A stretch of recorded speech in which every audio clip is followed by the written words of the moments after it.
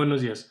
Los alumnos de la Universidad Politécnica del Estado de Durango expondrán el tema sobre los tipos de suelos. Los integrantes de este equipo están conformados por la alumna Adame Luna Frida Vianey, Rodríguez Gurrola Lubín Ricardo, Rodríguez Pérez Carlos Daniel y Velázquez Núñez Claudia Daniela. Para poder empezar, debemos definir qué es el suelo. El suelo es la porción más superficial de la corteza terrestre, por encima de los núcleos interno y externo y del manto. En él se reproducen algunos fenómenos climáticos. Por mencionar algunos serían los tsunamis, terremotos y erupciones volcánicas. Es una superficie variada y multiforme, por lo que permite las siembras y la infraestructura, teniendo en cuenta el tipo de suelo apto para que éstas funcionen. A lo que hoy en día llamamos suelo empezó como rocas gigantes, que se erosionaron, reduciéndose a partículas, estas a su vez uniéndose con restos fósiles de animales, plantas y minerales. El siguiente tema es la formación del suelo y sus factores. La formación de los suelos puede ser atribuida a la acción de 5 factores: organismos, clima, material parental, relieve y tiempo. El clima, el primero, condiciona la humedad y la temperatura del suelo de forma directa y a la vez de forma indirecta el desarrollo de la vegetación y de los organismos vivos. El factor de organismos, los organismos que viven, se desplazan en la tierra, favorecen la mezcla de materiales orgánicos y minerales y aumenta el espesor del horizonte. El material parental es decir como que el suelo está en su tiempo cero y resulta un elemento sobre el cual los factores trabajan o lo transforman. El relieve tiene una importante influencia sobre el clima, ya que, dependiendo de la elevación del terreno, afecta a la temperatura. Por último, el tiempo, ya que existen variaciones en el suelo dependiendo de la escala de años, como la salinidad, la erosión, la humedad del suelo, la pérdida o acumulación de nutrientes, y escala de cientos de años, como son la meteorización, el movimiento de iones, de partículas, diferenciación de horizontes y formación de horizontes orgánicos. Los componentes del suelo los dividiremos en 3 estados de agregación: sólidos, líquidos y gaseosos. En los sólidos incluimos a las rocas, como los silicatos. Estos constituyen el 95% de la corteza terrestre. También óxidos tanto de hierro como de aluminio, carbonatos, sulfatos, cloruros, nitratos y partículas orgánicas. En los líquidos entra el agua cargada de iones y sales. En el gaseoso, el oxígeno y el dióxido de carbono. Algunos casos, posiblemente hay presencia de hidrocarburos, como el metano y el óxido nitroso. Continuamos con las propiedades físicas del suelo. Las propiedades físicas del suelo son la textura, la estructura, capacidad de drenaje del agua, aireación, densidad, temperatura y color. La textura es la que determina la proporción en la que se encuentran las partículas minerales de diversos tamaños que hay presentes en el suelo. Esto lo vimos en temas anteriores o el cuatrimestre pasado con el triángulo de texturas del suelo. La estructura es la forma en que las partículas del suelo se unen para formar agregados. La capacidad de drenaje es la capacidad del suelo de absorber con mayor o menor rapidez el agua que se encuentra en la superficie. La aireación es la medida del volumen de espacio poroso en un sustrato ocupado por el aire. Este va a depender del tamaño de las partículas, ya sean gruesas o finas. La densidad influye en la distribución de la vegetación. Suelos más densos son capaces de sustentar más cantidad de vegetación. La temperatura también influye en la distribución de la vegetación, sobre todo en la altitud. Y por último, el color, ya que depende de sus componentes y varía con la cantidad de humedad presente en el suelo. Estas propiedades son las propiedades químicas. Estas dependen de la proporción de los distintos minerales y sustancias orgánicas que la componen. El primero es la capacidad de intercambio. Se trata de la capacidad que tiene el suelo de poder intercambiar arcilla y humus y cediendo nutrientes a las plantas por medio de la captación de partículas minerales. La fertilidad es la cantidad de nutrientes que están disponibles para las plantas, para su crecimiento y todas sus necesidades. El pH es la acidez, la neutralidad o alcalinidad del suelo. Y Las últimas propiedades son las propiedades biológicas. Esto se refiere a las especies de organismos que viven en el suelo, tanto animales como bacterias, hongos, etc. Los animales también ejercen su función en el suelo, dependiendo de su alimentación, su actividad y su tamaño. Tipos de suelos y su composición. Estos se pueden dividir en dos grupos. El primero de ellos, según su estructura, en los cuales tenemos suelos arenosos. Estos son incapaces de retener agua, son escasos en materia orgánica y por lo tanto pues poco fértiles. Los suelos calizos abundan en minerales calcáreos y por lo tanto en sales, lo cual les confiere dureza, aridez y color blanquecino. Los suelos humíferos, estos de tierra negra, en ellos abunda la materia orgánica en descomposición y retienen muy bien el agua, siendo estos muy fértiles. También tenemos suelos arcillosos compuestos por finos granos amarillentos que retienen muy bien el agua, por lo que suelen inundarse con facilidad. Suelos pedregosos compuestos por rocas de distintos tamaños, son muy porosos y no retienen nada de agua. Y los suelos mixtos, estos son suelos mezclados por lo generalmente entre arenosos y arcillosos. Y tenemos también según sus características físicas. Litósoles son capas delgadas de suelo de hasta 10 centímetros de profundidad, con vegetación muy baja y también llamado leptósoles. Cambisoles, estos son suelos jóvenes con acumulación inicial de arcillas. Lubisoles, estos son suelos arcillosos con una saturación de bases del 50% o superior. Acrísoles, estos son otro tipo de suelo arcilloso con saturación de bases inferior al 50%. Cleisoles, estos son suelos de presencia de agua constante o casi constante. Fluvisoles, estos son suelos jóvenes de depósitos fluviales, por lo general ricos en calcio.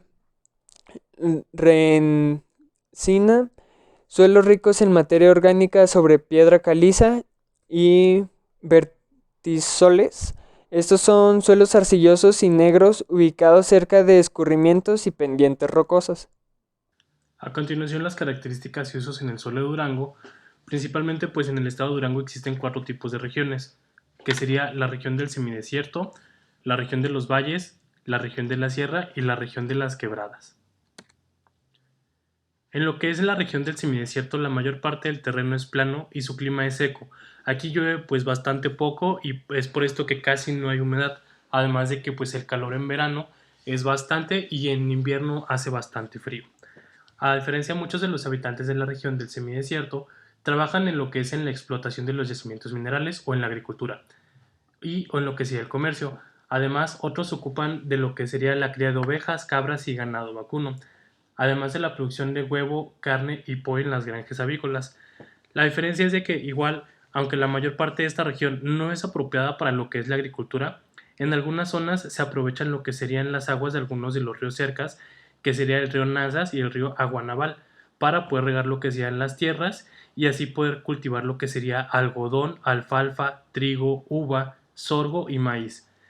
Esta es una de las zonas agrícolas más importantes, ya que esto incluye en lo que sean los municipios de Gómez Palacio, Lerdo, Tlahualilo y serían parte de lo que es la región lagunera.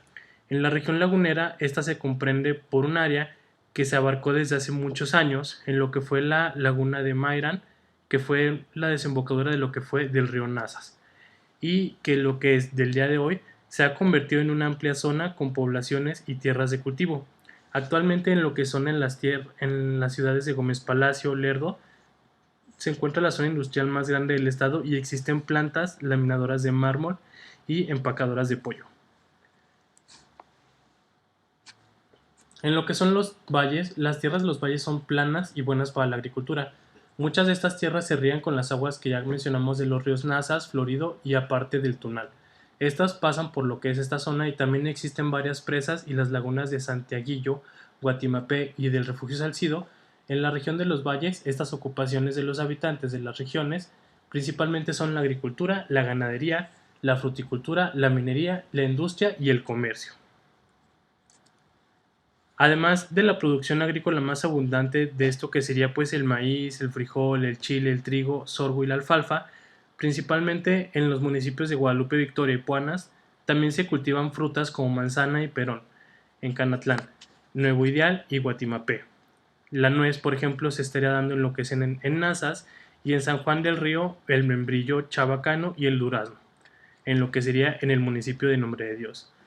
Ahí también está lo que sería la abundancia en pastizales en los valles, y esto se permite el gran desarrollo en lo que sería el ganado vacuno. Cada año se exportan grandes cantidades de este ganado a lo que son los Estados Unidos, y hay varias importaciones de lo que serían de criaderos de ovejas y de cabras. Aquí también lo que es la agricultura es una ocupación importante, ya que en esta región, como mencioné, pues también se cultiva lo que es el maíz, el frijol, la papa y la avena. Aquí la mayor parte de estos cultivos es consumida por los habitantes de la zona, y pues la avena se emplea también para lo que es el alimento y engorda de lo que sería el ganado. A continuación, en lo que sería en la sierra, el relieve es totalmente montañoso y durante el invierno hace mucho frío, hiela y con frecuencia cae nieve. También llueve mucho durante lo que es el verano. A diferencia de otros, como por ejemplo el valle, los habitantes principalmente se ocupan en lo que sería la industria de lo que es la madera. Eso se trabaja en lo que son las fábricas y aserraderos situados en varias poblaciones de lo alto de la sierra y en algunas cabeceras municipales. También lo que sería la agricultura en la sierra es importante, ya que es una ocupación fija en esta región. Aquí se cultiva lo que es el maíz, el frijol, la papa y la avena. La mayor parte de estos cultivos es consumida principalmente por los habitantes de la zona, pero la avena también pues la ocupan como alimento para el ganado. La agricultura aquí por esta razón es una de sus actividades principales, ya que la abundancia del agua y pastos naturales favorecen también el desarrollo de la ganadería. Los habitantes de esta región aprovechan para lo que sería la alimentación de ríos, como lo que sea la trucha, el bagre y lo que sean sus riquezas naturales, y sus bellos paisajes hacen que de esta región sería una de las más importantes. La quebrada del relieve de esta región presenta formas muy diferentes, teniendo profundas barrancas y acantilados muy altos. Aquí los habitantes aprovechan las tierras cercanas de los ríos, que son muy fértiles para sembrar diferentes cultivos. Aquí el uso principalmente de lo que es el suelo en el estado de Durango se divide en varias zonas, tanto en agricultura como en pastizal, bosque, selva, matorral y otro. Aquí contamos de que, por ejemplo, lo que es el 10% de lo que es la superficie del estado está destinado para lo que sería un sector agricultor, con lo que sea el producto de maíz, frijol, manzana, alfalfa y sorgo. En pastizales tenemos un 14.66% de la superficie estatal, y este sector pues produce lo que sea el zacate, la navajita, el zacate banderilla, zacate navajita velluda y el zacatón liendrilla.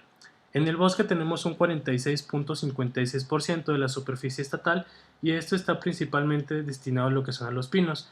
Entre ellos entra lo que es el pinabete, el pino colorado, el pino prieto, el pino real y en el encino blanco. A continuación, en la selva es un 4.61% de la superficie estatal, y esto produce lo que sea el aguacima y el pitayo. En la parte del matorral, que sería el 20.84% de la superficie del estado, está destinada a matorrales como sería el gobernadora, el hojacén, el nopal tapón, lechuguilla y el huizache chino. Entre otros está el 3.25% de la superficie estatal. El uso potencial de la tierra está destinado a lo que es al uso agrícola y al uso pecuario. Aquí tenemos los diferentes porcentajes de lo que sería la superficie estatal que estaremos utilizando para estos dichos campos. La alfalfa, como uno de los principales productores aquí en Durango, aquí contamos con lo que sería su tabla de requerimientos nutricionales. Aquí contamos con los diferentes elementos, ya sea nitrógeno, fósforo, potasio, calcio, magnesio, azufre, boro, cobre, hierro, manganeso, molibdeno y el zinc. Y aquí tenemos lo que es el requerimiento de cuántos kilogramos por tonelada estaremos necesitando por lo que sería de materia seca, y la necesidad en kilogramos. Aquí tenemos la tabla de requerimiento nutricional de lo que sería el trigo y los diferentes componentes que éste necesita para su favorable crecimiento. Para finalizar, tenemos lo que sería la tabla de requerimientos nutricionales del arroz y los diferentes componentes que ésta ocupa para su óptima producción. Aquí tenemos igual lo que sería el índice de cosecha, que estaríamos teniendo un requerimiento de 22 kilogramos por toneladas de gramo, y lo que sería el rendimiento en kilogramos a la necesidad y a la extracción que éste estaría produciendo. Para finalizar, nosotros investigamos lo que sería toda esta información de los diferentes tipos de suelos y los requerimientos de los suelos de Durango en estas páginas. Aquí tenemos las biografías. Cualquier duda y comentario al finalizar.